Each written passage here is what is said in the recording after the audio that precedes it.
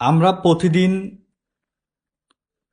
কারো না কারো কাছে কোনো না কোনোভাবে ঋণী হয়ে আছি। জানি না কিভাবে আমরা ঋণী হয়ে যাচ্ছি, কি কারণে ঋণী হয়ে যাচ্ছি, এই ঋণ কিভাবে পরিশোধ করব তাও আমরা জানি না। আজকে আমি এই ঋণের বিষয় নিয়ে আপনাদের সাথে একটি পৌরাণিক আলোচনা করব। আপনাদের নিশ্চয়ই মনে আছে কৌরব এবং পাণ্ডবের সেই পাশা খেলার কথা। সেই পাশা খেলায় কৌরবদের কাছে যখন পাণ্ডবেরা বারংবার হেরে যাচ্ছিল, তাদের কাছে হারানোর কিছু না থাকার পরেও তারা দ্রৌপদীকে ওই পাশা খেলার চাল হিসেবে ব্যবহার করেছিলেন। দুর্ভাগ্যবশত পাণ্ডবেরা ওই শেষ চালেও দ্রৌপদীকে হারিয়ে বসলেন।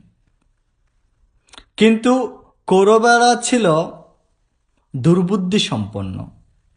তারা ভারী সবাই দ্রৌপদীর বস্ত্র হরণ করে পাণ্ডবদের অপমান করার চিন্তা করলেন। যেই চিন্তা সেই কাজ। দ্রৌপদীর বস্ত্র হরণ হচ্ছিল, দ্রৌপদী আকুল নিবেদন করছিল সেই মহাসভায় বয়োজ্যেষ্ঠ যারা ছিল। নিজের প্রতি এবং স্বামীদের প্রতি থেকে যখন ভরসা উঠে গিয়েছিল, তখন তিনি শরণাগত হয়েছিল যোগপুরুষ ভগবান শ্রীকৃষ্ণের কাছে। ভগবান শ্রীকৃষ্ণ একটি ঋণের কারণে সেখানে এসে দ্রৌপদীকে বস্ত্র দান করেছিলেন। আপনি নিশ্চয় জানেন সেই ঋণের কথা। একদিন কোনো কারণে শ্রীকৃষ্ণের আঙ্গুল কেটে গিয়েছিল। দ্রৌপদী তার অত্যন্ত দামি শাড়ির কথা চিন্তা না করে সেই শাড়ির আঁচল ছিঁড়ে শ্রীকৃষ্ণের আঙ্গুলে রক্ত যেখানে হরণ হচ্ছিল সেখানে পেঁচিয়ে দিয়েছিল। তখন থেকে শ্রীকৃষ্ণ বলেছিল, আমি আপনার কাছে এই ঋণ সারা জীবন শোধ করতে থাকব। এইখান থেকেই প্রথমত রাখির প্রচার হয়েছিল। সর্বপ্রথম রাখি এখান থেকেই শুরু হয়।